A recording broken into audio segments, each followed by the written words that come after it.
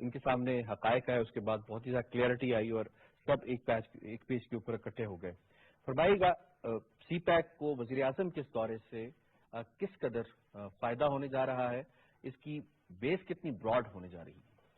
بسم اللہ الرحمن الرحیم. میرا خیال ہے یہ آپ کا بڑا امپورٹنٹ کوشچن اس لحاظ سے ہے کہ جب ہم سی پیک کی بات کرتے ہیں تو ہمیں اس کا ایک ہولسٹک ویو لینا چاہیے. اور میرا خیال ہے کہ پی ٹی آئی اب تک جو ہے وہ آپ نے دیکھا ہوگا کہ سی پیک کے حوالے سے جب سے گورنمنٹ میں آئی تو تھوڑی سی خاموش رہی. اس کی ریزن یہ تھی کہ وہ ایک اوور ہالنگ کی ایک پروسیس میں تھے.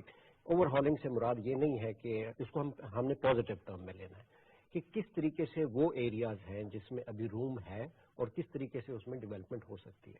دیکھیں پچھلی حکومت کی اگر بات کی جائے تو ایک کوشچن جو تھا وہ سب سے زیادہ ایمینیٹ ہو رہا تھا عام عوام کی طرف سے، اور بار بار یہ پوچھا جاتا تھا کہ جی عام عوام کے لیے اس میں کیا ہے. یعنی اور اس کی بڑی ایک ٹینجیبل ریزن ہے، اور وہ اس لیے ہے کہ عام عوام کا تاثر یہ ہے کہ شاید یہ ایک اکنامک کوریڈور ہے یا شاید یہ ایک ٹرانزٹ کوریڈور ہے، اور اس کے بیانڈ ان کا پرسپشن نہیں ہے. کیونکہ ہم ڈیلی بیسس پہ ان چیزوں کو ڈیل کرتے ہیں، لوگوں کو بتانے کی کوشش کرتے ہیں. تو اس گورنمنٹ نے ایک نیو سلوگن دیا ہے، اور وہ یہ ہے کہ جی ون کوریڈور مینی ڈورز، یا دوسرا سلوگن یہ دیا ہے کہ CPEC is a gateway to prosperity. اب وہ کون سے ایریا گیم چینجر ہے، یا وہ کون سے ایریاز ہیں جس کے اوپر یہ گورنمنٹ جو ہے فوکس کر رہی ہے. ایک تو سوشو اکنامک جو سیکٹر ہے اس پہ بہت فوکس کر رہی ہے، اور دوسرا جو ہے وہ ایگریکلچر سائڈ پہ بہت فوکس کر رہی ہے. اور ریزن کیا ہے؟ اور ریزن یہ ہے کہ سوشو اکنامک سیکٹر کی جب ہم بات کرتے ہیں تو ہماری آپ کو پتا ہے کہ ہمارا اس وقت ایک بہت بڑا مسئلہ ہے ان امپلائمنٹ کا. تو ایک تو ان امپلائمنٹ کو ایڈریس کرے گا، دوسرا ان امپلائمنٹ کے انڈر آ جاتا ہے جو ہی ان امپلائمنٹ ایڈریس ہوگی تو ہماری جو پاورٹی ایلیویشن ہے وہ ڈیفینیٹلی اس میں امپروومنٹ آئے گی، پاورٹی ریڈکشن جو ہے اس میں وہ کمی آئے گی. اور جیسے آپ نے اپنے انٹرو میں کہا کہ چائنا کی ایک یہ مثال جو ہے یہ پوری دنیا میں یونیک ہے. میرا خیال ہے شاید واحد چائنا ہی وہ ملک ہے جس نے دنیا میں یہ مثال دی considering the time frame work کہ 7 to 8 ملین پیپل کو انہوں نے پاورٹی بریکٹ سے اٹھا کے اور ان کو مڈل کلاس کا اسٹیٹس دیا ہے. تو یہ وہ چائنیز ایکسپیرینسز ہیں جن سے ہم نے 70 کروڑ لوگوں کو 700 میں تو یہ وہ ایکسپیرینسز ہیں جن سے ہمیں لرن کرنا ہے چائنیز کے ان ایکسپیرینسز سے. تو یہ جو وہ سیکٹر ہے، اور ایگریکلچر کیونکہ ابھی تک ہم کنسیڈر کیے جاتے ہیں کہ ہم ایگریرین اکانومی ہے، یا ہم جو ہے نا ان فیوچر جو ہے وہ سیمی انڈسٹریل اکانومی کی طرف جانا جو ہے وہ جا سکتے ہیں.